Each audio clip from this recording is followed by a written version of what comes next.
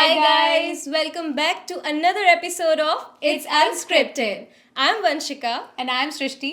and today we are here with someone who's deeply connected to his spiritual roots and is dedicated to guide others on this path of yoga, spirituality and Ayurveda. Let's welcome Praveen Anand. Hariom. Hariom sir. Hariom. मेरा sir सबसे पहला सवाल आपसे यही है कि आप कैसे हैं और अब तक आपकी लाइफ कैसी चल रही है? एक भजन है महाकाल का, उनकी ही कृपा से एकदम मस्त जिंदगी है, गुजरा हूँ जिधर से मुझे इज्जत ही मिली है, महाकाल की गुलामी मेरे काम आ रही है। अरे तो उनकी वाह। कृपा से एकदम मस्त जिंदगी चल रही है, तो खुश हैं आप? हैप्पी है। तो सर ये जो योग स्पिरिचुअलिटी है आप इन सब से कब जुड़े? 2018 में एक्चुअली मेरा वेट जो था 84 केजी के आसपास था, तो मुझे एक्सरसाइज आता था। तो मेरे एक दोस्त ने 27 केजी वेट लूज़ किया था 2 महीने में। ओह। तो मैं उससे मोटिवेट हुआ क्योंकि मेरा वो जंक फूड पार्टनर था। तो उसने छोड़ा तो मुझे भी हुआ कि मैंने अच्छा, भी तो मतलब छोड़ा। आप हमेशा से ऐसे नहीं थे, पहले एक दूसरी हाँ। लाइफ आप जीते थे? जीता था जैसे सभी नॉर्मल जीते हैं। तो ऐसा रूटीन भी मेरा मतलब नहीं था, बेकार ही था, 2-2 बजे 1-1 बजे सोना, सभी ऐसा ही अच्छा। था। हाँ। तो उसमें क्या था, उसने वेट लूज़ किया तो मैंने भी अपना, फिर मैंने सोचा कि मुझे वेट लूज़ करना है, तो मैंने रनिंग प्लस योगा शुरू किया। तो मैंने भी 1 मंथ में 12 किलो के आसपास लूज़ किया था। Wow, 12 kilo. तब से कि हुआ कि नहीं, मुझे अपनी बॉडी पे काम करना चाहिए। क्या होता था कि 2018 से पहले मैं बीमार बहुत रहता था, जैसे मतलब फीवर आना, मेरा शोल्डर डिसलोकेट होना, नी में पेन आना, बैक पेन, सर्वाइकल पेन, ये नॉर्मल था मेरे लिए। तो मैंने 1-2 महीना जब प्रैक्टिस करी योगा की, तो मैंने देखा कि मैं 2 महीने बीमार नहीं हुआ। अब बीमार नहीं हुआ तो मैंने सोचा कि अगर मेरी 2 महीने की प्रैक्टिस से और इतना डाइट से improvement है। इतना इम्प्रूवमेंट आ रहा है, तो क्यों ना मैं अपनी इसको लाइफ का पार्ट बना लूँ। तो फिर मैंने लाइफ का पार्ट बनाया तो मुझे अच्छे रिजल्ट्स मिलने लगे। मेरा बैक पेन इशू खत्म हो गया, सर्वाइकल पेन था, शोल्डर डिसलोकेट होना बंद हो गया, तो मैं बीमार रहना बंद हो गया। तो फिर धीरे धीरे इसमें और मज़ा आने लगा। जब जिस काम में मज़ा आता है तो फिर अच्छे से करने लगता है इंसान। ये तो आपने बिल्कुल सही कहा कि काम हम वही करते हैं जिसमें हमें मजा आए, जिसे हमें मन से करके खुशी मिले। और अभी आपने बताया कि आप बहुत ज़्यादा बीमार रहते थे, उसके बाद योगा ने आपकी हेल्प की। तो ये मैंने भी बहुत ज़्यादा सुना है कि योगा से हम बहुत सारी बीमारियों से छुटकारा पा सकते हैं। तो असल में ये चीज़ कितने हद तक सही है? हम क्या क्या चीज़ें असल में योगा से सही कर सकते हैं? देखो, योगा से वैसे सारी बीमारियां आप ठीक कर सकते हो। एक सिंपल सा उदाहरण देता हूँ मैं। मान लीजिए ये मेरी उंगली है, ठीक है, इसमें मेरे पेन आ गया। अब यहाँ पे पेन आएगा ना, तो क्या होगा, यहाँ पे ब्लड की सप्लाई कम होगी। जब ब्लड की सप्लाई कम होगी तो प्राण शक्ति जो हमारे शरीर को चलाती है, हमारे शरीर में प्राण है तभी हम जीवित हैं। बिल्कुल। अगर उसको निकाल देंगे तो हम मृत्यु हो जाएगी। तो वो एक शक्ति है, एक एनर्जी है जो शरीर को चला रही है। अब यहाँ पे पेन आया, आपने क्या करा, मूवमेंट कम कर दी। जब मैं इसकी मूवमेंट करूंगा तो मतलब आसन, कोई भी आपने मूवमेंट करी, योगा किया, आसन किए, तो इससे क्या होगा, मूवमेंट हुआ तो ब्लड की सप्लाई पहुंची। जब ब्लड पहुंचने लग जाएगा तो क्या होगा, फिर आपको प्राणायाम करना है, फिर उससे क्या होगा, प्राण शक्ति बढ़ जाएगी। ये ऑर्गन पहले डेड था, ठीक है, मान लो मेरी फिंगर डेड थी, जब मैंने उसको मूवमेंट दी, आसन किया, तो ब्लड का फ्लो बढ़ गया। जब ब्लड का फ्लो बढ़ गया, उसके साथ जब वहाँ पे प्राण शक्ति पहुंचेगी तो ये अंग फिर से जागृत हो जाएगा। जैसे आपने सुना होगा कि बहुत सारे पैरालाइज लोग भी योगा से ठीक हो जाते हैं। तो इसी के कारण क्या, तो प्राण शक्ति उस अंग पर पहुँच नहीं रही। और जो हमारी मृत्यु होती है, भगवान श्री कृष्ण भगवद गीता में भी बताते हैं, अगर आपकी जो मृत्यु होती है, आपके जो अंग है ना, कोई भी अंग, आपका शरीर का अंग काम करना बंद कर देते तो आपकी मृत्यु आती है। तो हमारी जो आयु है डिपेंड होती है हमारी श्वासों पर। बिल्कुल सही बात है।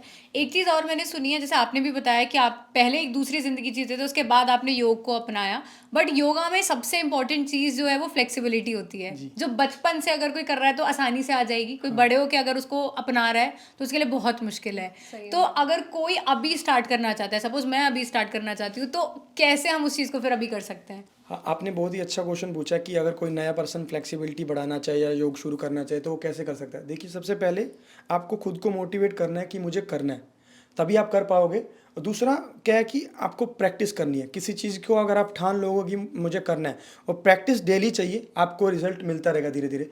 स्लो प्रोग्रेस, योगा में देखो क्या होगा, स्लो प्रोग्रेस होती है, योग में स्लो आपको रिजल्ट मिलेगा। तीसरा, अगर आपको फ्लेक्सिबिलिटी करनी है, ये बहुत से कम टीचर आपको बताएंगे, अपनी डाइट में देसी घी और तेल की मालिश ऐड कर लीजिए। क्योंकि तेल की मालिश क्या है, आपकी बॉडी की फ्लेक्सिबिलिटी को बढ़ाता है, मसल्स को रिलैक्स करता है। ये बहुत कम लोग आपको बताएंगे। इवन 95% टीचर्स तो प्रैक्टिस करते हुए मालिश करते ही नहीं है। और आयुर्वेद में और योग में भर भर के लिखा हुआ है कि रोजाना अपने शरीर की मालिश करो, अगर आपको अपनी प्रैक्टिस को एडवांस लेवल पे लेके जाना है। तो मतलब आपने भी किसी को ऐसे ठीक किया, जैसे आप बता रहे हो कि आपकी ऐसे शोल्डर डिसलोकेट वगैरह हो जाते थे, वो अब होने बंद हो गए हैं, तो जैसे किसी को अगर यही प्रॉब्लम होती तो आप उसे ठीक कर सकते हो? हाँ देखो, ठीक मैं करूँगा, 50% आपका रहेगा, 50% मेरा रहेगा।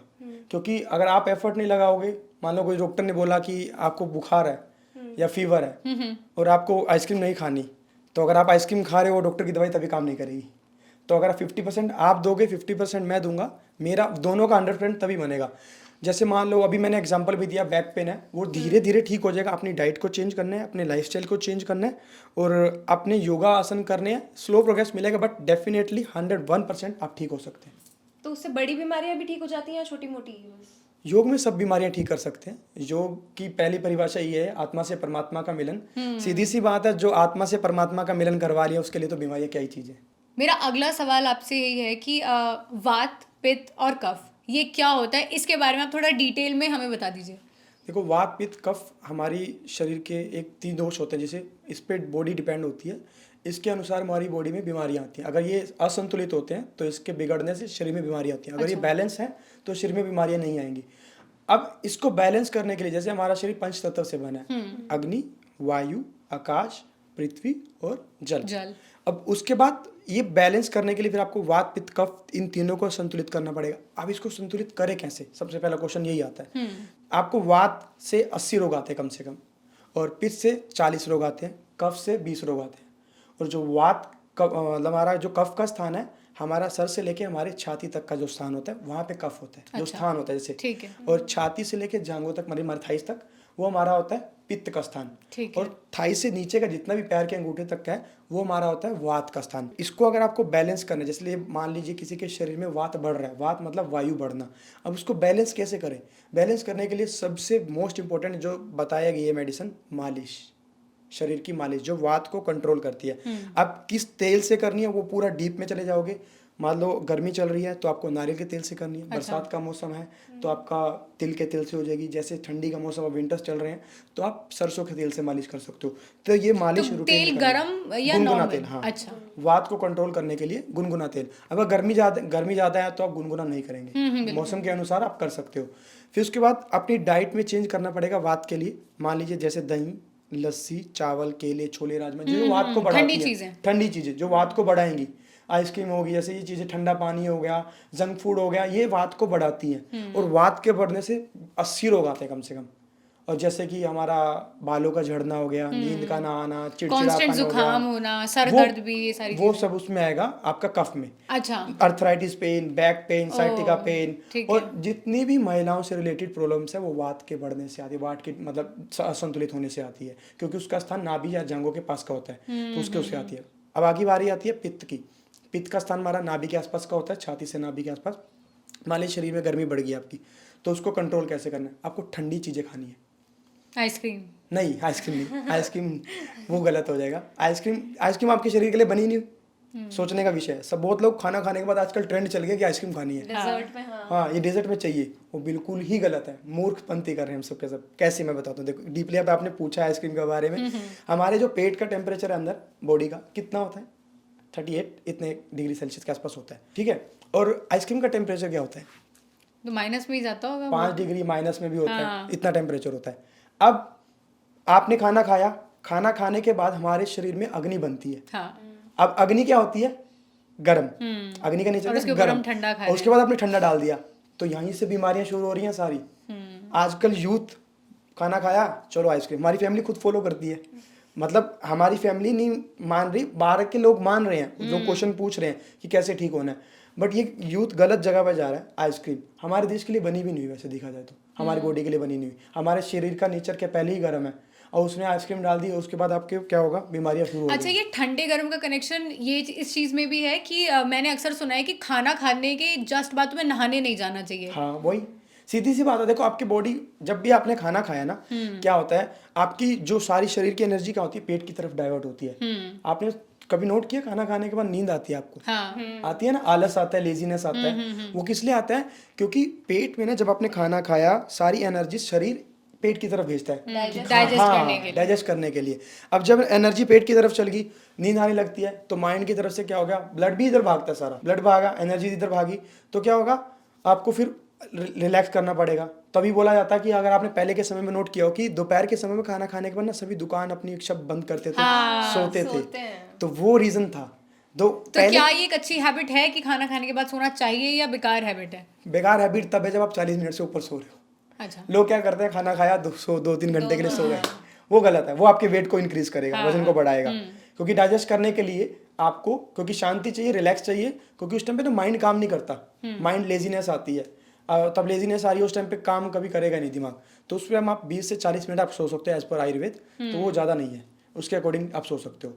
तो बात चल रही थी पित्त की। तो पित्त को कंट्रोल करने के लिए मैंने बता दिया कि आप जैसे ठंडी चीज़ें खाओ, जैसे नारियल हो गया, पुदीना हो गया। तो पित्त को कंट्रोल करने के लिए चीज़ें आप खा सकते हो जितना हो सके। जैसे वज्रासन में बैठो, ठीक है, अब नारियल ठंडा है नेचर में, तो वो कर सकते हो। मिर्च मसाले ज़्यादा मत खाओ, वो ज़्यादा पित्त को गर्मी बढ़ाते हैं शरीर में। तो प्राणायाम कर सकते हो, जैसे शीतली प्राणायाम हमारे शरीर को ठंडा करता है, चंद्रभेदी प्राणायाम है वो शरीर को ठंडा करता है। वो सब आप क्रिया कर सकते हो। अब बारी आती कफ की।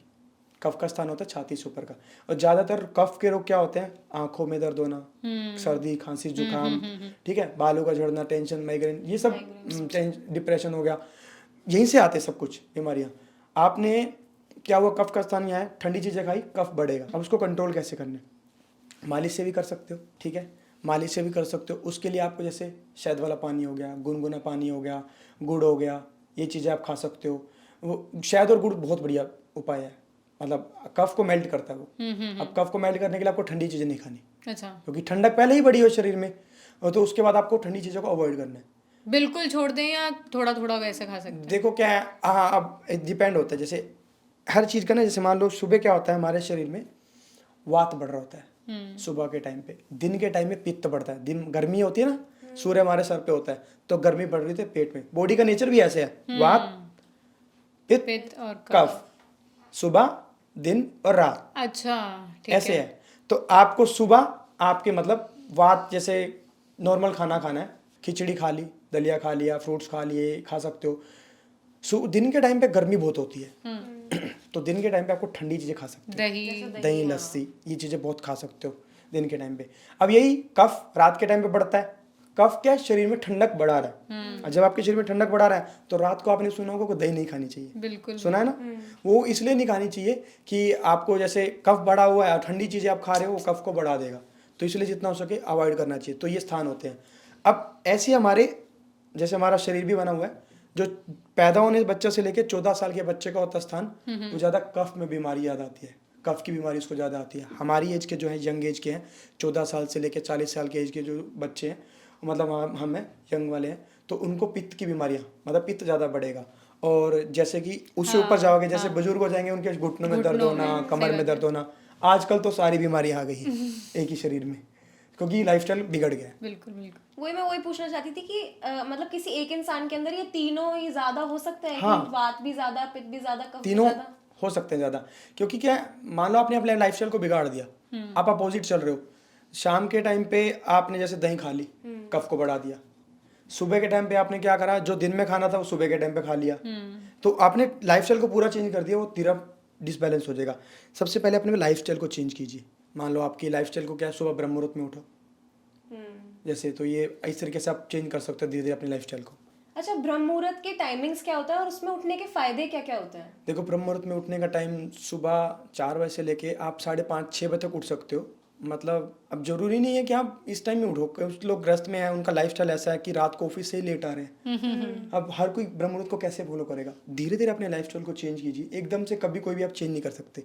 मान लीजिए आप पहले 8 बजे उठ रहे थे, 7 बजे उठना शुरू कीजिए, फिर 6:30 शुरू कीजिए, फिर 6 कीजिए, तो 5:30 बजे तक उठ जाइए।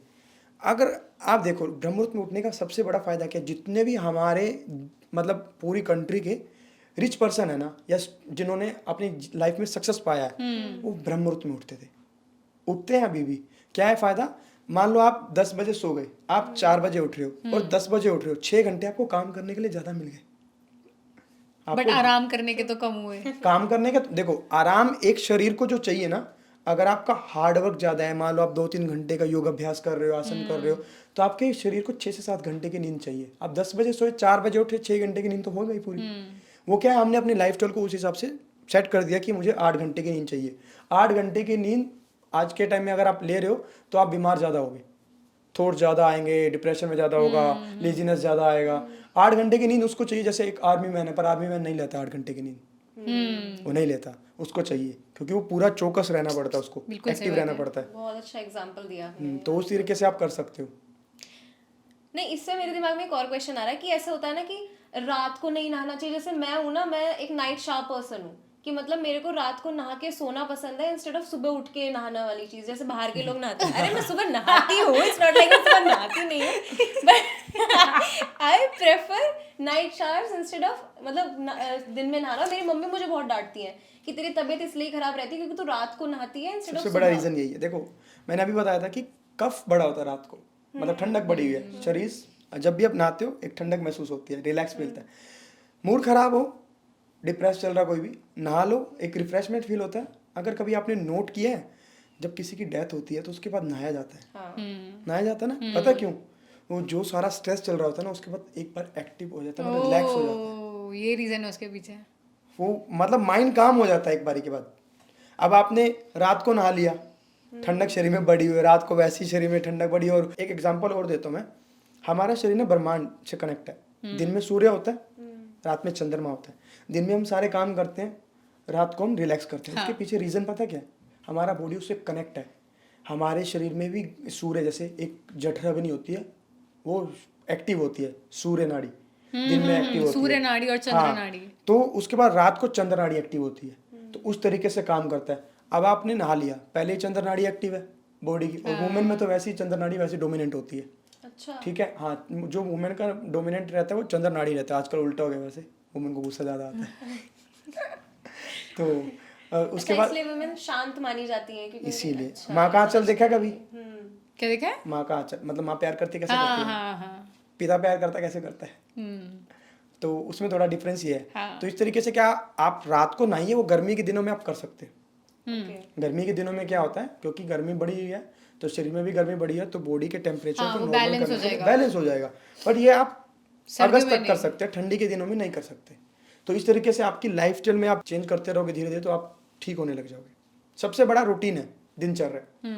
अभी हम लाइफस्टाइल की इतनी बार बात कर चुके हैं, तो आपके हिसाब से एक आइडियल लाइफस्टाइल, हमारी एज की बात करते हैं, जो 20 से 25 साल तक की एज के लोग हैं, उनके लिए एक आइडियल लाइफस्टाइल क्या होगा? और गिवन कि वो नौकरी पर जा रहे हैं या स्कूल जा रहे हैं या कॉलेज जा रहे हैं, तो क्या वो चीज़ें अपनी लाइफ में इंक्लूड कर सकते हैं? देखो सुबह से आप रात तक बताइए। सुबह से रात तक मैं पूरा रूटीन बता देता हूँ, जैसे आपकी दिनचर्या क्या होनी चाहिए। अगर आप ऑफिस वाले हैं, मान लो 6-7 बजे हर ऑफिस की छुट्टी हो जाती है, देखा जाए तो 7 बजे अगर आप आ गए, आप फ्रेश हो जाइए, नहा लीजिए, हाथ मुंह धो लीजिए, सो जाइए। यहीं से रूटीन शुरू होगा। हर कोई सोचता है कि सुबह से रूटीन शुरू होता है, रूटीन रात से शुरू होता है। अगर आप जल्दी सोएंगे तभी आप जल्दी उठ पाएंगे। यहाँ से आपको चेंजेस मारने हैं।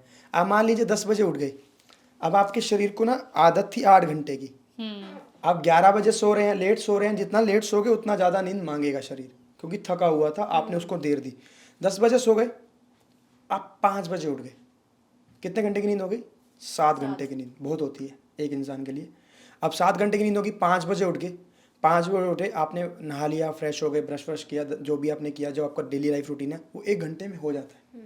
6 बजे आप रेडी, 6 से 7 योग अभ्यास कीजिए आप। अब योग अभ्यास करने से पहले जब भी आप सुबह उठो, मल्लासन में बैठ के पानी पीजिए, बहुत फायदेमंद है। आजकल ना कॉन्स्टिपेशन की प्रॉब्लम बहुत चल रही है, पता क्यों? उसके पीछे रीजन क्या है? हमारा लाइफस्टाइल। आजकल जो हमारे फ्रेश होने के लिए जगह है वो क्या है? वेस्टर्न सीट्स हैं और इंडियन सीट में कैसे बैठते हैं? मल्लासन में, हाँ। और उससे क्या होता है? पेट पे और थाइस पे दबाव पड़ता है। उससे क्या होता है? अब ऐसे बैठ के पानी पियोगे, गुनगुना, पहले ही दबाव पड़ गया, और पानी पियोगे उसको क्या होगा? पुश करेगा बॉडी। गुनगुना पानी सुबह पी के मेरे तो पेट में ही दर्द हो जाता है। वो धीरे धीरे होगा, सेटिंग आएगी, एकदम से नहीं आएगी। मतलब सही में मैं सुबह 11 बजे से पहले अगर मैं पानी पी लूँ तो मेरे पेट में ही दर्द हो जाता है, तो मैं तो सुबह 11 बजे से पहले पानी टच ही नहीं करती। और जबकि मैंने ऐसा सुना है कि रात भर तुम्हारी बॉडी प्यासी रहती है, तो सुबह तुम्हें उठ के सबसे पहला काम पानी पीना चाहिए। 1 गिलास पीजिए आप, शुरू कीजिए धीरे, उसके बाद धीरे धीरे आप अपनी लाइफ में ऐड कर सकते हैं, वो प्यास लगने लग जाएगी। हाँ, उसके बाद जैसे आप पानी पिया, आपने नहा लिए, फ्रेश हो लिए, उसके बाद 1 घंटा योग अभ्यास किया, देन उसके बाद आपकी बारी आती है कि आपकी डाइट आपकी आएगी। 20 मिनट का गैप देना नहाने का। योग अभ्यास के बाद ये बात ध्यान रखना है कि बहुत लोग सीधा नहाने चले जाते हैं अच्छा। क्योंकि बॉडी हीट है हम्म। और उस मसल रिलैक्स नहीं है। अब मसल को रिलैक्स करोगे ना, उसके बाद नहाने के बाद आपने सुना रिलैक्स मिलता है, तो रिलैक्स मिल जाएगा और भी ज़्यादा। फिर रिलैक्स मिलेगा, आप 20 मिनट का गैप देके नहा लीजिए, 7:30 7:30 के आसपास नहा लीजिए। उसके बाद आपने खाना खाया, खाना खाने के बाद आप ऑफिस के लिए रेडी हो जाइए, 8-9 बजे 8:30 बजे निकल जाइए। ऑफिस गए, मान लीजिए आप 6 बजे आ गए, 7 बजे आ गए, बीच में आपने अपनी डाइट को फोकस रखना है। आपने 8 8:30 खाया खाना, फिर उसके बाद दिन में 1 से 3 बजे आपको खाना खा लेना है, मिस नहीं करना, स्किप नहीं करनी, अपनी मील स्किप मत करो। फिर उसके बाद आप 5-6 बजे आए, फिर उसके बाद आपने 8 बजे 9 बजे खाना खा लिया। वैसे तो 9 बजे बोला नहीं जाता, बट देखो क्या अब हमारा लाइफस्टाइल ऐसा है। बिल्कुल सही बात है। तो अगर आपको रात को मील लेनी पड़ रही है, आपको बहुत लोगों का क्वेश्चन आता है कि हम ऑफिस से लेट आते हैं, हम मील लें कब, वही चीज। स्किप भी नहीं कर सकते, भूख लगती है। तो आप जो रात की मील ले रहे हैं, या तो आप दूध पी सकते हैं, देसी घी वाला दूध पी सकते हैं, या फिर आप मील ऐसी लें कि हल्का हल्का भोजन हो, सिर्फ आपको भी आराम मिल जाए पेट को कि कुछ ना कुछ पेट में गया है, ऐसा कुछ ले सकते हो। फिर वापस वही रूटीन, आप टाइम पे सो जाइए, तो आपका फॉलो हो जाएगा धीरे धीरे। ये तो आपने बहुत सही बात बोली कि हमारा लाइफस्टाइल ऐसा हो गया है। और बहुत बार ना हम चीज़ें देखते हैं कि ये टाइम टेबल फॉलो करो कि 6 बजे से पहले खाना खा लो, फिर डिनर उसके बाद मत करो 6 बजे के। बट मैं ये बोलती हूँ कि आज के टाइम में लाइफस्टाइल ऐसा हो गया, अब हम ऑफिस से नहीं 4 बजे रोज निकल सकते हैं, और कभी कभी 7, कभी कभी 8 बज जाते हैं, और उसके बाद फिर हम वो एक जो सेट टाइम टेबल है ना, वो फॉलो नहीं कर सकते। तो उसमें थोड़े अप्स एंड डाउन्स तो होते ही हैं। ये तो बात हुई। अब एक और सवाल मैं आपसे पूछना चाहूंगी कि 2 तरीके के लोग हैं। एक तो है जो योगा कर रहे हैं, आयुर्वेद से जुड़े हुए हैं, एक जो लोग जो जिम जा रहे हैं। योगा है और जिम है। अब मैं आपसे जानना चाहूंगी कि इन दोनों चीज़ों के फायदे और नुकसान, क्योंकि कहीं ना कहीं ऐसा है नहीं कि जिम बिल्कुल ही फायदेमंद नहीं होगा या योगा का कोई नुकसान ही नहीं होगा, क्योंकि योगा में मुझे लगता है पेशेंस बहुत ज़्यादा चाहिए, वो आप ज़्यादा बेटर बता पाएंगे। तो इन दोनों चीज़ों का एक कंपैरिजन मैं आपसे चाहूंगी। योग और आयुर्वेद, जैसे हमने बताया कि उससे लाइफ स्टाइल अच्छा रहता है, और जिम में मतलब क्या डिफरेंस है? अच्छा क्वेश्चन है। जैसे जिम में क्या, आपका मसल बिल्ड हो गया, बॉडी बन गई, हाँ ठीक है, बॉडी में स्टिफनेस आ जाएगी, हाँ बीपी हाई हो जाएगा, ठीक है, डिप्रेशन, टेंशन, माइग्रेन, ये सब बढ़ जाएगा। मेरी बात को बहुत लोग ठुकरा भी देंगे, कमेंट बॉक्स में गालियाँ भी मिल सकती है मुझे, बट ये है, फैक्ट है। आप जिम वालों से बात करोगे ना, उनको गुस्सा ज़्यादा आता है, ट्रू। हीट रहती है उनकी बॉडी में, क्योंकि मसल बिल्ड हो रहा है ना, खून भाग रहा है। जो योगा वाले हैं, ऐसा नहीं योगा वालों को गुस्सा नहीं आता, ये लोग ये सोचते हैं कि अब ये योगा करता है उसको गुस्सा नहीं आएगा, बट वो है कि उसको टैकल कैसे करना है उस टाइम पे, उस सिचुएशन से निकलना कैसे है, उनको वो आता है। अब योग के फायदे क्या हैं? देखो, अगर आपको डिप्रेशन है, माइग्रेन है, टेंशन है, फ्लेक्सिबिलिटी बॉडी की बढ़ानी है, ठीक है, आप बीमार नहीं होंगे, आपका को मतलब जैसे कॉन्स्टिपेशन की प्रॉब्लम है, नी पेन है, बैक पेन है, इतनी सारी प्रॉब्लम इससे आप ठीक कर सकते हो। बहुत सारे जिम वाले हमारे पास आते हैं कि मुझे बैक पेन है, नी पेन है, माइग्रेन है, टेंशन है, नींद नहीं आती। अब आपने एक तरुण गिल का देखा, आप ये बहुत ट्रेंड में चल रहे हैं, वो क्या हो, उनका मसल आपने देखा हो, वो बिल्कुल डाउन हो चुके हैं। वो मना करते हैं कि मतलब जो अगर आप जिम कर रहे हो, मैं बुरा नहीं कर रहा, जिम बुरी है, हाँ हाँ बिल्कुल, बट ये कहने का भी आप जिम को एक अच्छे तरीके से लेके चलिए, अच्छी लाइफस्टाइल रखिए। मतलब कुछ लोग जैसे स्टेरॉइड्स वगैरह लेते हाँ हैं, बिल्कुल, तो वो गलत है। गलत है। देखो, सबसे बड़ी गलती कहाँ होती है जिम में ना, आप मान लीजिए जिम करी, उसके बाद रिलैक्स नहीं आया, रिलैक्स नहीं आया ना, जिम करते निकल गए। वही, और योगा में क्या है, हर प्रैक्टिस के बाद रिलैक्स जरूर करवाया जाता है, और मसल बिल्ड हुआ तभी हीट बढ़ती है उनकी बॉडी में, स्ट्रेस ज़्यादा रहता है, गुस्सा ज़्यादा आता है, तो ये ज़्यादा रहता है। तो आप अगर जिम कर रहे हैं, जिम वालों को बताना चाहूँगा, आप रिलैक्सिंग जरूर कीजिए, प्राणायाम कीजिए, योग निद्रा कीजिए, शवासन कीजिए, बालासन कीजिए, ये सब जरूर कीजिए, क्योंकि इससे क्या होगा, आपने जो जिम किया ना, उसका बेनिफिट इतना मिलेगा, आप खुद हैरान हो जाओगे। एक बार हमारे कहने पर कोशिश कीजिए कि जब आपकी जिम कंप्लीट हुई है, आप अपनी लाइफ में बालासन डाल लीजिए, मकर आसन हो गया, शशांक आसन हो गया, 5 मिनट का शवासन हो गया, योग निद्रा हो गया, प्राणायाम हो गया, 20 मिनट दे दीजिए। सिर्फ 1.5 घंटा जिम कर रहे हैं, 2 घंटा जिम कर रहे हैं, 20 मिनट और दे दीजिए, कोई बात नहीं, कहीं से कम कीजिए।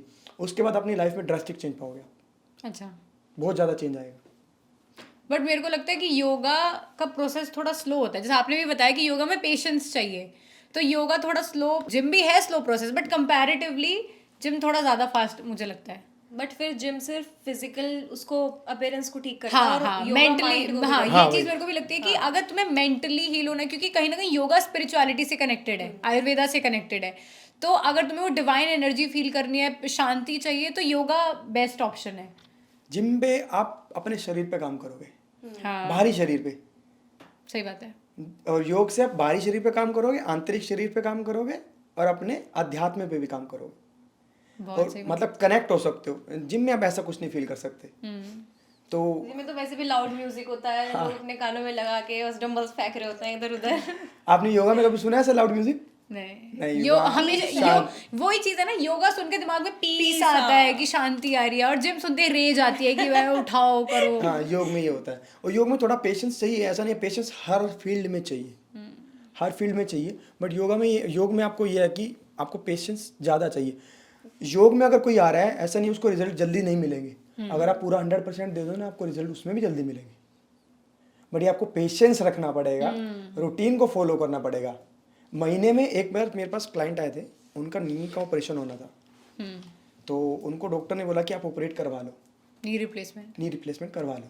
अब नी रिप्लेसमेंट के लिए बोल दिया, मेरे एक फ्रेंड है उनकी मम्मा थे, तो उन्होंने बोला कि किसी ने उनको गाइड किया आप नी रिप्लेसमेंट मत करवाओ। 95% केसेस नी रिप्लेसमेंट के सक्सेसफुल नहीं होते। आप जान भी सकते हैं, आई थिंक गूगल कर सकते हैं, हो सकता है बहुत लोग मुझे यहाँ गलत ठहराएं। जहाँ तक मैंने लोगों के मुंह से सुना है, वो परेशान रहते हैं, क्योंकि ओरिजिनल चीज़ ओरिजिनल ही है, बिल्कुल सही बात है। ओरिजिनल ही है। तो उसके बाद आपने नी रिप्लेसमेंट, उन्होंने नी रिप्लेसमेंट नहीं करवानी थी, उनको किसी ने मना किया कि मैंने नी रिप्लेसमेंट करवाई है, आप मत करवाओ। अच्छा। तो उन्होंने कहा कि मैं ना योग करना चाहती हूँ और मैं ठीक हो सकती हूँ। मैंने बोला कि आप अपना 100% देंगे, मैं भी अपना 100% दूंगा, योग और आयुर्वेद से आप ठीक हो सकते हो। अब मैं कैसे बताऊँ, वो जब आए थे हमारे पास ऐसे ऐसे ये इतने इतने कदम चल के आए थे, ठीक है। एक महीने के बाद एक महीने के बाद ही बता रहा हूँ मैं, सिर्फ विदिन 30 डेज भी नहीं, मेरी 20 डेज क्लास होती है मंडे टू फ्राइडे, और उन्होंने फॉलो 30 दिन किया था, उनको बोला था। अब एक महीने के बाद, जब एक महीने के बाद मिले, उन्होंने मुझे ये बोला कि 50% मैं ठीक हूँ। ये वीडियो मेरी प्रोफाइल पे भी है। 60%, अब 60% वो ठीक हो चुके हैं जो नी रिप्लेसमेंट करवाने चाहते थे, ठीक है। उसके बाद उन्होंने वृंदावन की परिक्रमा भी की थी, जो चल नहीं पा रहे थे। कीर्तन में डांस किया, इस्कॉन में डांस किया, फिर 15 दिन बाद उनके घर पे शादी थी, 2-3 घंटे उन्होंने डांस भी किया। जो चल नहीं पा रहे थे वो डांस कर रहे हैं। मुझे लगता है कि ये सारी चीजें सुनकर आपको लगता होगा कि सफल हो गया है जीवन। हाँ, कि बहुत खुशी मिलती है। बिल्कुल, बहुत बड़ी बात है कि किसी की मदद की और वो इतनी अच्छी हो पाए कि वो चल पा रहे हैं, सब कुछ चीजें कर पा रहे एंजॉय हैं, कर पा रहे हैं अपनी लाइफ। मतलब इस चीज़ से बहुत खुशी मिलती है कि लोग स्वस्थ हो रहे हैं। मैं एक योग टीचर हूँ, योग इंस्ट्रक्टर हूँ, योग साधक हूँ, अभ्यास भी करता हूँ। उसकी फीस मान लो 2000 रुपये है। एक महीने में 2000 रुपये आपको क्या मिल रहा है? आपका लाइफस्टाइल चेंज हो रहा है, योग सीखने को मिल रहा है, आयुर्वेद के बारे में पता लग रहा है, आप स्पिरिचुअली कनेक्ट हो रहे हैं। इतना षटकर्मा के बारे में अगर आपने सुना हो, षटकर्मा का वो सब चीज़ें सीखने को मिल रही हैं। 2000 रुपये कौन देता है चीज़ें? मतलब एक एग्जांपल दे रहा हूँ, आप मेरे पास नहीं आइए, किसी भी योगा टीचर के पास जाइए, नहीं, बट मैं स्टिल आपसे जानना चाहूंगी कि आप एक बार बता ही दें कि आपकी क्लासेस के बारे में, क्या उसका प्रोसीजर होता है, ऑनलाइन होती है, ऑफलाइन होती है। एक बार आप थोड़ा एक्सप्लेन भी कर दीजिए, जो लोग इंटरेस्टेड हैं उनको पास इन्फॉर्मेशन जानी ज़रूरी है। तो आप योग ज्वाइन कर सकते हैं हमारे पास, भारत शास्त्र के नाम से पेज है, जो भी आपको शो भी हो रहा होगा। आप डीएम कर सकते हैं, तो उसकी फीस वगैरह आप जो आपकी होंगी, मतलब ग्रुप टाइमिंग होगी, बता देंगे। अब मेरे पास जरूरी नहीं है योग आप मेरे पास ही सीखिए, किसी के पास भी सीखिए। हमारा फोकस है स्वस्थ रहना। आप स्वस्थ हैं, हमारे को खुशी मिलेगी, कि हमारा एक एम है कि लोग स्वस्थ रहें। जब आप स्वस्थ रहेंगे तो हमारा काम है, एक योग जो साधक है, योग प्रैक्टिशनर है, उसका काम क्या है? लोगों को स्वस्थ रखना, खुद भी रखना अपने आप को। तो वो लोग स्वस्थ है तो हमारे को उसमें खुशी है, चाहे आप कहीं से भी हो जाइए। अब पैसे का लालच होगा तो आप हमारे पास ही आइए, ऐसा कोई लालच नहीं है। तो आप कहीं भी कीजिए, स्वस्थ बस योग कीजिए। हाँ, योग कीजिए। अच्छा, तो आपने घी 1-2 बार मेंशन किया पहले, तो मैं जानना चाहूंगी कि घी के फायदे क्या क्या होते हैं। क्योंकि जो मेरे डैड हैं, उनको डॉक्टर ने मना कर रखा है कि उनका कोलेस्ट्रॉल लेवल ज़्यादा है, ब्लड प्रेशर ज़्यादा बढ़ जाता है, तो आप घी मत खाना। तो हमने तो बंद कर रखा है उन्हें घी देना। तो और आपने 1-2 बार मेंशन किया, तो मैं जानना चाहूंगी घी के फायदे।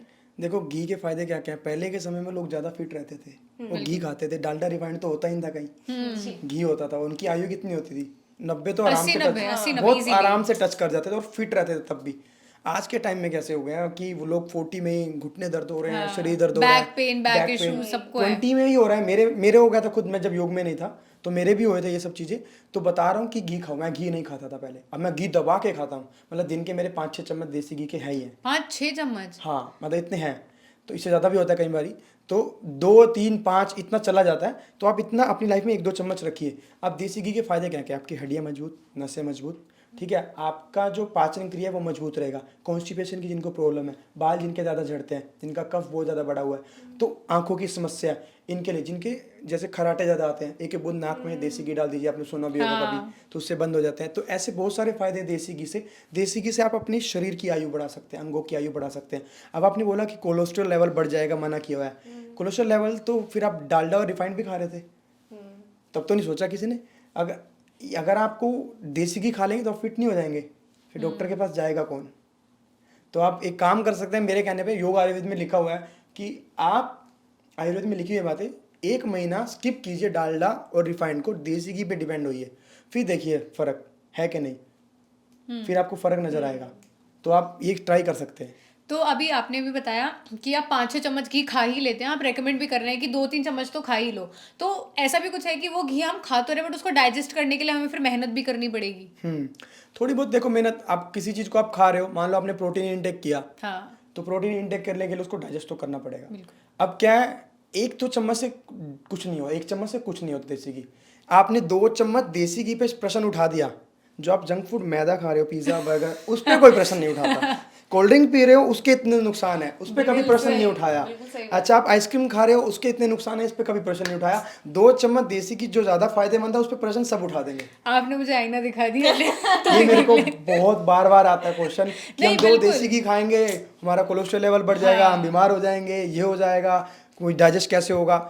आप मैदा खा रहे हो दबा के, पिज्ज़ा बर्गर खा रहे हो रोज रोज दबा के। अच्छा, मोमोज ट्रेंडिंग में आजकल, ठीक है, मोमो बोलते हैं, मुझे पता नहीं है, मोमोज। वैसे मैंने पहले बहुत खाया है। तो I hate momos. अच्छा, तो उसके बाद कोल्ड ड्रिंक्स पी रहे हो आप, हाँ। वो उस पर कोई प्रश्न नहीं उठाता, अच्छी चीज़ों पे प्रश्न उठाए जाते हैं।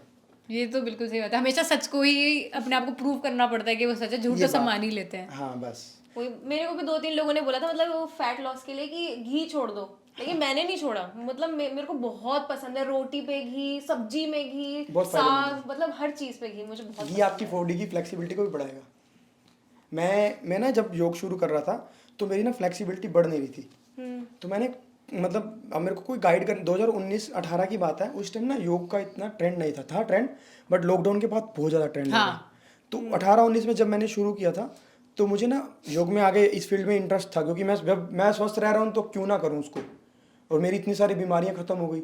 मैं अगर मान लो अब जैसे मैं करनाल से दिल्ली तक भी आया ना, मतलब यहाँ गाजियाबाद तक, मैं बीमार हो जाता था, यहाँ का पानी मुझे सूट नहीं करेगा, अच्छा, इतना भी होता था। इम्यूनिटी वीक थी। हाँ, सब कुछ वीक था, इम्यूनिटी क्या, सब कुछ ही वीक था, पूरा शरीर ही खत्म था। तो अब मैंने ये देखा कि मेरे को किसी ने गाइड किया, मेरे जो गुरु हैं, उन्होंने कहा कि आप देसी घी दबा के खाओ। जैसे आपका प्रश्न आया था, मेरा भी प्रश्न आया था, देसी घी बहुत लोगों को अच्छा नहीं लगता, बट आप सब्जी में खा लीजिए। दूध में देसी घी इतना फायदेमंद है ना, आपको ऐसा लग रहा होगा जैसे आप मुंह बना रहे हो। वो सबका बनता है कि कैसे ही खाएंगे। हाँ, वो उसका घोलने का तरीका बताता हूँ। मान लीजिए आप 1 गिलास दूध गर्म कीजिए, 1 चम्मच देसी घी डाला, उसको ना ऐसे बार बार फेंटना होता है। आप जब उस दूध को पियेंगे ना, मैं डेफिनेटली कह रहा हूँ, आप दूध को लाइफ टाइम पीते रहेंगे। अच्छा, टेस्टी होता है बहुत, और फायदेमंद। फायदेमंद तो बहुत है। नींद इतनी अच्छी आएगी, आप खुद हैरान हो जाओगे। अब आजकल नींद किसी को नहीं आती। मैं आज ही ट्राई करूंगी। मैं भी हाँ, खुद मैं डेली पीता हूँ। अगर मेरे को देसी घी वाला दूध ना मिले ना, ऐसा लगता है कुछ नहीं है, एनर्जी इतनी होगी, आप अगले दिन काम बहुत अच्छे से कर पाएंगे। नींद अच्छी होगी, काम अच्छे से हो गया। आप सबसे पहला काम होता है सुबह उठते ही आपको फ्रेश होना। हाँ। जब वो फ्रेश नहीं होगा, मूड सारा फ्रेश रहता है। तो देसी घी आपके कॉन्स्टिपेशन को भी कम करेगा।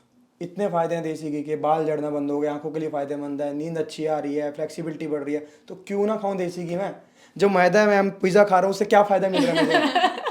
कुछ फायदा मिले तो बात है ना। बिल्कुल सही बात है।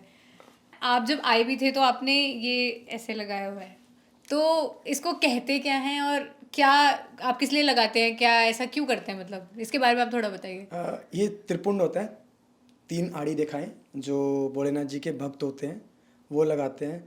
तो जिनको भोलेनाथ जी से प्रिय लगते हैं, तो कहते हैं कि 3 आड़ी रेखाओं में, प्रत्येक रेखा में 9 देवता वास करते हैं। अच्छा, 27 देवता हैं, 9 देवता वास करते हैं, जिनके नाम आपको डिटेल में ज़्यादा होंगे।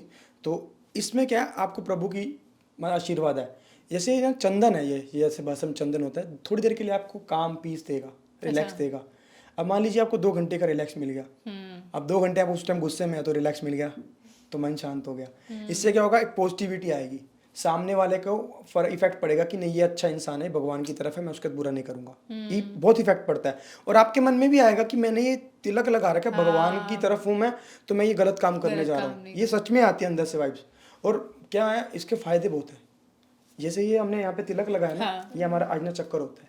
रोज आप बार बार लगाओगे यहाँ पर, तो इससे क्या होता है, ये धीरे धीरे ऐसे ये चक्रों में बहुत लोग फंसते हैं। इससे क्या होता है, मन शांत होता है। अच्छा, आपने देखा कि इसीलिए लड़कियां यहाँ बिंदी लगाती हैं, ये और ये पॉइंट होते हैं सारे। ये मैंने एक वीडियो भी बनाया था इसके ऊपर।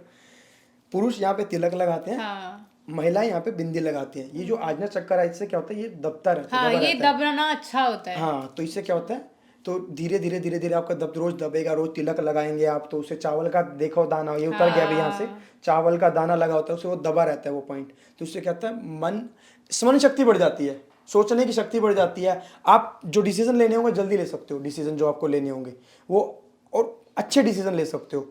जैसे आप किसी सिचुएशन में फंसे हो कि मुझे ये करना चाहिए, नहीं करना चाहिए, वो जल्दी ले सकते हो। डिसीजन मेकिंग आपने देखा होगा, आप प्रश्न पूछ ही लिया, मांग में सिंदूर भरती है महिलाएं।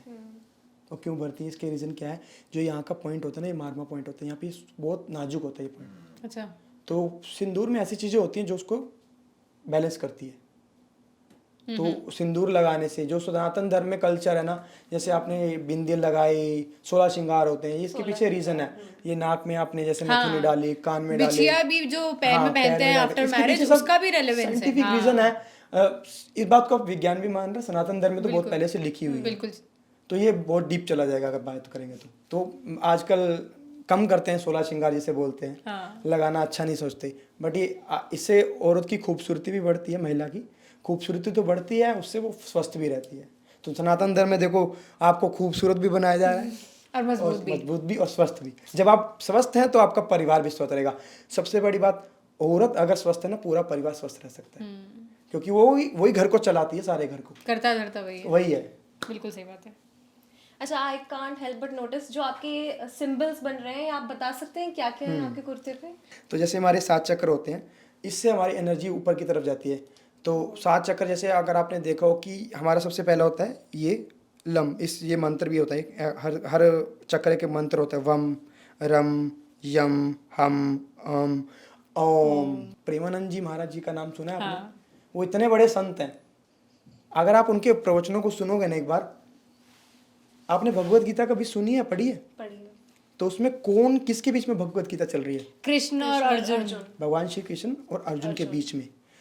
क्यों, क्या चल रहा है? अर्जुन विचार परेशान है, और भगवत गीता में भगवान श्री कृष्ण उसको भगवत गीता का ज्ञान दे रहे हैं। और भगवत गीता और गीता जयंती आने भी वाली है अभी कुछ दिनों में, दिसंबर के महीने में। तो उसमें जिस दिन गीता का ज्ञान दिया था, अच्छा, कुरुक्षेत्र धर्म क्षेत्र कुरुक्षेत्र में जहाँ पे ज्ञान दिया था, तो वो वहाँ पे कृष्ण जी ज्ञान दे रहे हैं। तो प्रेमानंद जी महाराज जी साक्षात कृष्ण के दिखे, अगर आप सुनो ना आंखें बंद करके, ऐसा लग रहा है भगवान श्री कृष्ण ज्ञान दे रहे हैं, और आप अर्जुन हो, पार्थ हो, अपने रथ को चलाने के लिए खड़े हो। तो अगर आप कभी दुविधा में हो, मैं तो ये कहूँगा कि प्रेमानंद जी महाराज जी को सुनो, और आंखें बंद करके एक बार सुनोगे ना, ऐसा लगेगा कि भगवान श्री कृष्ण साक्षात मतलब बता रहे हैं, ऐसा लगेगा। अब सोचने का विषय है, एक ऐसे इंसान ने पूरे भारत को बता, पूरे भारत के पूरे विश्व से लोग आ रहे हैं उनके पास। बिल्कुल बिल्कुल। तो कुछ ना तो बात होगी उनके अंदर, तो सोचने का विषय है। तो आप कलयुग में तो भगवान श्री कृष्ण आपको दिखाने थोड़ी आएंगे, वो एक रास्ता दिखाएंगे। भगवान आपको पहचानने की जरूरत है, एक जरिया बन के आते हैं।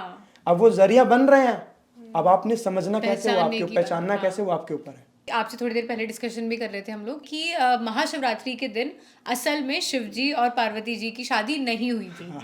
तो इस बारे में उस टाइम हमने भी ये बात इसीलिए नहीं की कि अब हम बैठकर डिटेल में बात करेंगे। तो आप एक बार सबको बताइए कि उस दिन फिर असल में क्या हुआ था, और ऐसा फिर क्यों माना जाता है कि उस दिन उन दोनों की शादी हुई थी।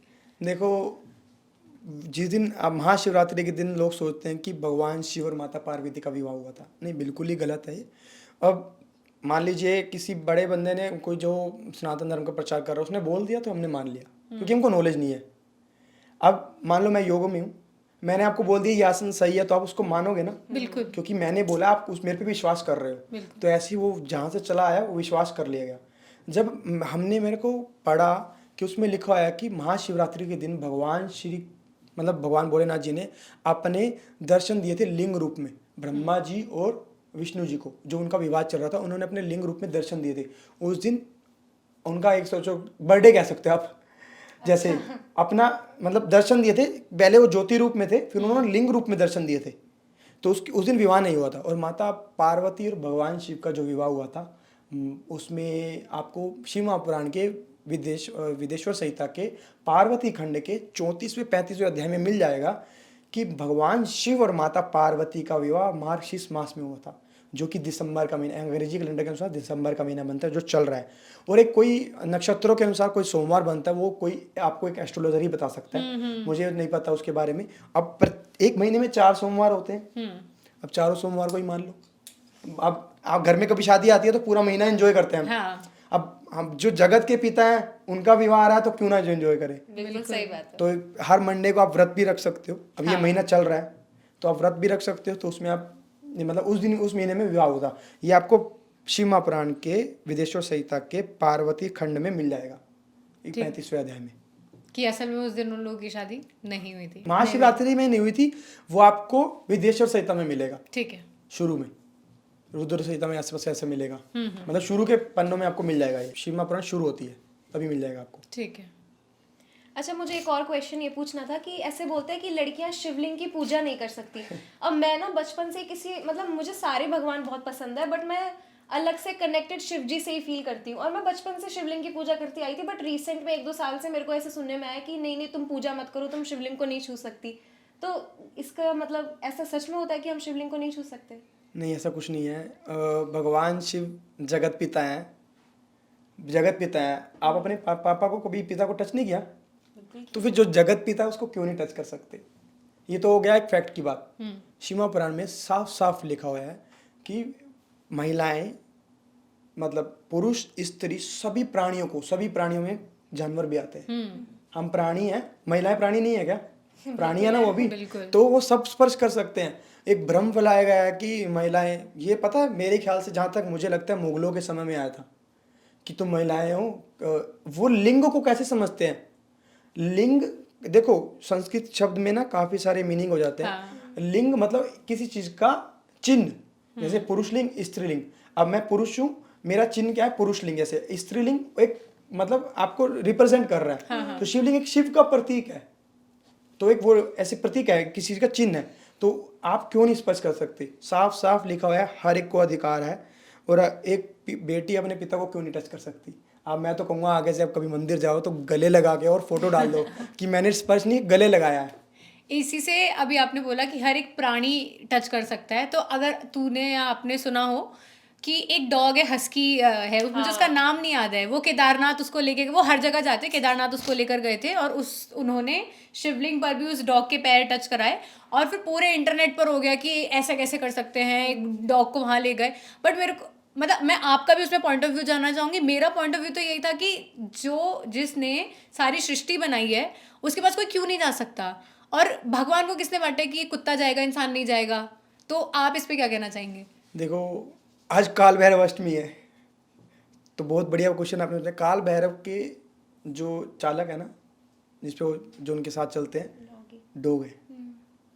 और भगवान शिव का एक अवतार है पशुपतिनाथ अवतार, पशुओं में भी पूजाते हैं। वही एक भगवान है जिनको सब पूज सकते हैं, मनुष्य, राक्षस, सब जानवरों के लिए, सबके लिए बने हैं वो। जिसने पूरी सृष्टि बनाई है उसको क्यों नहीं अधिकार? बिल्कुल। तो बल्कि आपने गली में कभी नोट किया है, कोई गली में अलग से इंसान आता है, देखता है, वो भौंकता है, कुत्ता लोग भौंकता है, वो आपका रक्षक है, वो क्यों नहीं स्पर्श करता? जब एक बात बताओ, जब आपका रक्षक जो है वो क्यों नहीं स्पर्श कर सकता? तो शिव महापुराण में लिखा हुआ है सभी प्राणियों में जानवर भी आते हैं, ठीक है? और जो जीवित है, जो जीवित नहीं भी है, सबके लिए है शिवलिंग, सबको, भोलेनाथ जी सबके लिए है। तो ऐसा कुछ नहीं है कि नहीं स्पर्श कर सकते। अच्छा, अगर हम मंदिर की बात कर ही रहे हैं तो ऐसा भी बोला जाता है कि लड़कियों को पीरियड्स में मंदिर नहीं जाना चाहिए, और उनको रसोई में भी नहीं जाना चाहिए, खाना नहीं बनाना चाहिए। ये भी बहुत सारे मिथ्स मैंने सुने हैं, तो उसके बारे में आप कुछ बोलिए।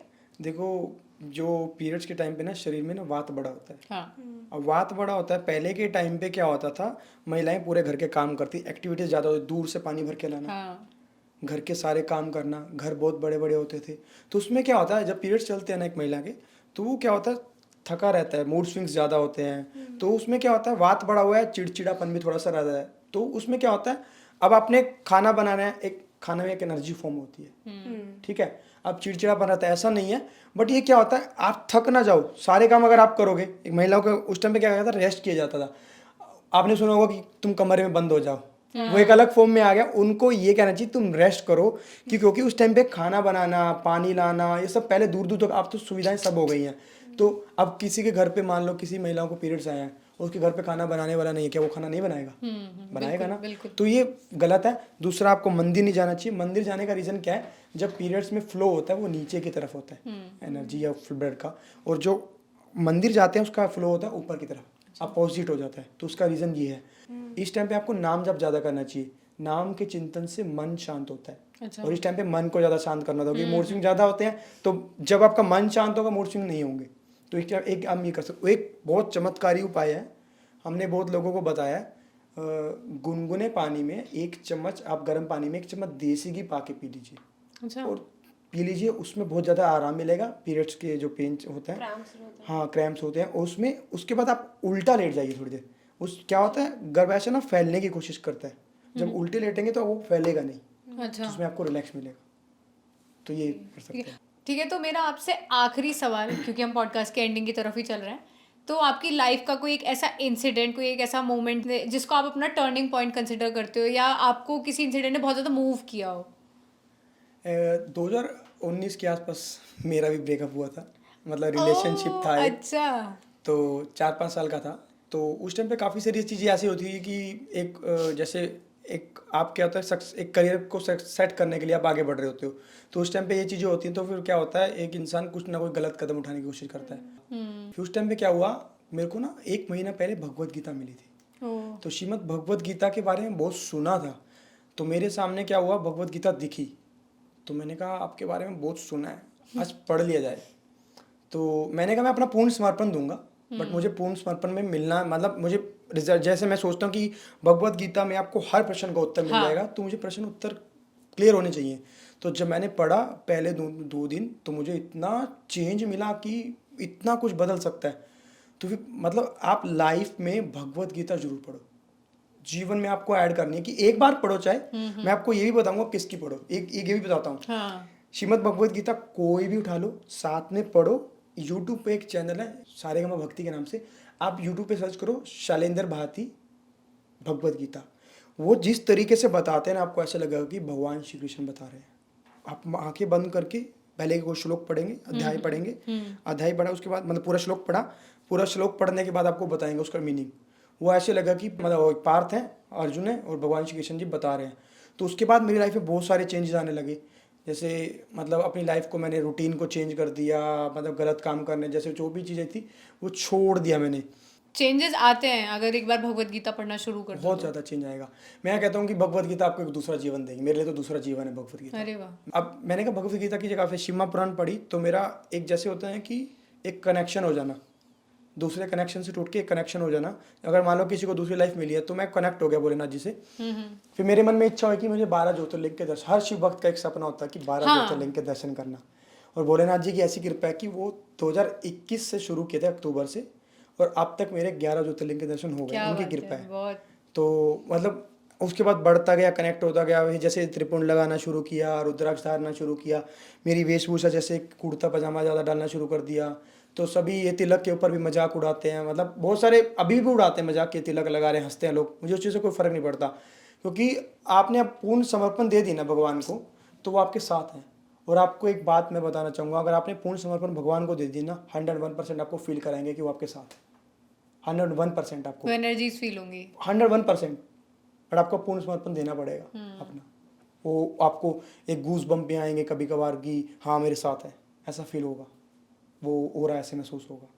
नहीं, और जैसे आपने कहा कि लोग तिलक का मजाक बनाते हैं, तो मेरा तो बिल्कुल अपोजिट है कि अगर मैं किसी को देखती हूँ तिलक लगाए हुए, तो मेरे को मतलब उस बंदे के लिए या उस लड़की के लिए रिस्पेक्ट और भी ज़्यादा बढ़ जाती है कि ये स्पिरिचुअली कनेक्टेड है। तो मुझे तो बहुत अच्छा लगता है, क्योंकि पता क्या है, हमारे सनातन धर्म के ना लोग मजाक बनाया जाता है कि जो हाँ होता है, बहुत लोग साधुओं ने ना बहुत गलत काम भी किए हैं, बिल्कुल वही तो उसकी वजह से हमारा सनातन धर्म बदनाम हो रहा है। अब ये तिलक लगा रहा है तो ये साधु होगा कोई, और ये ग्रस्त में रह के लगा रहा है, ये तो कोई ढोंगी होगा। अक्सर हम ये भी देखते हैं कि जो बहुत ज़्यादा स्पिरिचुअली कनेक्टेड हो जाते हैं या भगवान को मानने लगते हैं, ऐसे जैसे आपने भी लगाया हुआ है, तो कहीं ना कहीं वो ब्रह्मचारी बन जाते हैं, फिर उनका प्लान होता है शादी नहीं करना और कहीं ना कहीं नॉर्मल ज़िंदगी से अलग हो जाते हैं। तो आपका कोई ऐसा प्लान है या आप इस चीज़ को मानते हैं कि हाँ ऐसा होता है कि तुम दुनियादारी छोड़ दोगे? नहीं, ऐसा कुछ नहीं है। दुनियादारी हमारे भगवान भोलेनाथ दिखाते हैं कि वैराग्य का जीवन और एक ग्रस्त का जीवन दोनों दिखाते हैं। उनसे ही सीख लो। कौन से भगवान के हमारे विवाह नहीं हुए? सब ग्रस्त में है, सभी के सभी ग्रस्त में है और सब ने विवाह करे हैं। वो एक दिखाते हैं कि आप ग्रस्त में होकर भी भक्ति में रह सकते हो, आप स्पिरिचुअली कनेक्ट हो सकते हो। प्रेमानंद जी महाराज जी कहते हैं कि आप अगर सारा दिन अपने टाइम नहीं निकाल पा रहे, 24 घंटे में से 1 घंटा भी निकाल पा रहे, तो आप जैसे चल रहे हो, हम बातचीत कर रहे हैं, कभी खाली बैठे नाम का चिंतन चला दो। जरूरी नहीं है आपको भगवान के मंदिर ही जाना पड़ेगा। भगवान हर जगह है, भगवान हर जगह है। ये सृष्टि उन्हीं की बनाई है, तो हर जगह है। तो आप जहाँ नाम पुकारोगे वहीं आ जाएंगे, वहीं खड़े मिलेंगे। आस्था होनी चाहिए, हाँ, इच्छा विश्वास होनी होना चाहिए। एक बात कहना चाहूँगा कि अगर आपको कहीं भी ऐसा लग रहा है कि आप हार रहे हो और आपको ऐसा फील हो रहा है कि मैं मतलब गिर सकता हूँ, मैं ऐसा अपनी लाइफ में, अगर आप भगवान से कनेक्ट हो, भगवान में विश्वास रखते हो, एक बार आप पुकार के देखोगे ना, आपको वो वहाँ महसूस जरूर होंगे, किसी ना किसी रूप में आएंगे, बट आपको पहचानना पड़ेगा। मुझे लगता है ये चीज़ें भी उन्हीं लोगों के साथ होती हैं जो इतना विश्वास करते हैं। क्योंकि मैं अगर मंदिर भी जाती हूँ तो मैं भगवान से कभी फिर कुछ नहीं मांगती, क्योंकि भगवान सोचेंगे कि साल में एक आध बार तो आई है, उसमें भी मांगने बैठ गई। तो मैं तो बस सिर्फ हाथ जोड़ के भगवान का धन्यवाद कर देती हूँ कि जो है बहुत अच्छा है, धन्यवाद उसके लिए। बट मुझे खुद ही शर्म आ जाती है कि छोड़ो। अच्छा, मैंने आजकल बहुत ज़्यादा अब ये इश्यूज बढ़ गए हैं कि जो छोटे छोटे न्यू बॉर्न्स पैदा हो रहे हैं, या तो उनको डायबिटीज़ है, वो डायबिटिक पैदा हो रहे हैं, या उनकी आई साइट बहुत ज़्यादा, मतलब इतने छोटे छोटे बच्चे, मतलब जब हम लोग स्कूल जाते थे तो 6th-7th में होता था कि बच्चों को चश्मा लगे, उनकी आई साइट वीक हो गई। अब तो बच्चा पैदा ही हो रहा है तो भाई उसकी आंखें कमज़ोर हैं, वो चश्मा पहन रहे इतने मोटे मोटे, या उनको इंजेक्शन्स लग रहे हैं सुबह शाम क्योंकि वो डायबिटिक हैं। तो जो बच्चा भी पैदा ही नहीं होता उसका तो कोई लाइफ स्टाइल ही नहीं है। तो इसका क्या रीज़न हो सकता है फिर? इसका रीज़न सबसे बड़ी गलती है माँ बाप की, क्योंकि क्यों माँ ने बाप पैदा किया?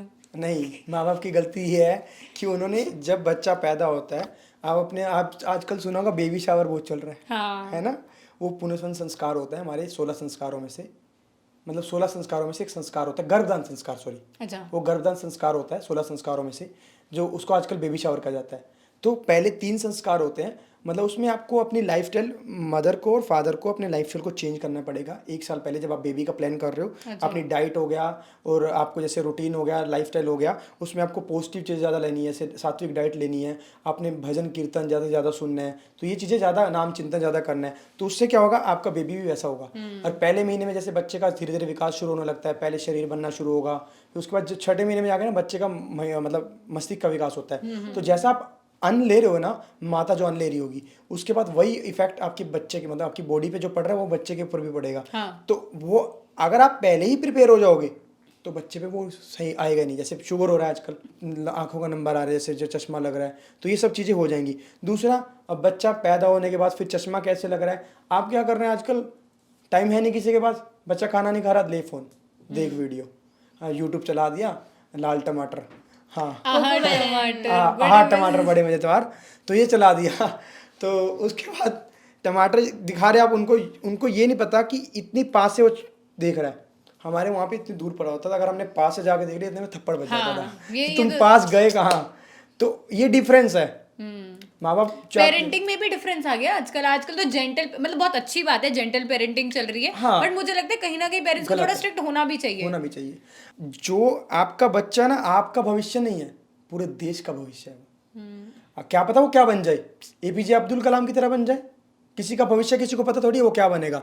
तो आप, अगर आपकी पेरेंटिंग अच्छी होगी, आप अपने बच्चे पे ध्यान देंगे, आप बच्चे की डाइट अच्छी रखेंगे। आपने सुना कि वो ज़्यादा गोल्ड मेडल लाते हैं ज़्यादातर, ठीक है भाई, ये बच्चा सक्सेसफुल हुआ, उनकी पेरेंटिंग इस तरीके से होती है। बच्चे ज़्यादा गुणवान होते हैं। पहले छत्रपति शिवाजी महाराज, झांसी की रानी, वो महिलाएं वो होती थी, वो आज के टाइम में क्यों नहीं है? महिलाएं डरती हैं, पुरुष भी डरते हैं आज के टाइम में, ऐसा नहीं है, बल्कि गुंडागर्दी हो, कुछ भी हो गया, मतलब एक डर पैदा हो गया। तो वो पेरेंटिंग में भी इफेक्ट है, आपकी डाइट में इफेक्ट है, एक डर लग जाता है, कोई छोटी सी बात हो हम स्ट्रेस ले जाते हैं, स्ट्रेस ज़्यादा हो गया। तो इसलिए घूमो फिरो, ऐश करो, डाइट अच्छी रखो। For more real, raw and unscripted podcasts, don't forget to subscribe to our YouTube channel and also follow us on our Instagram handle. Hariom.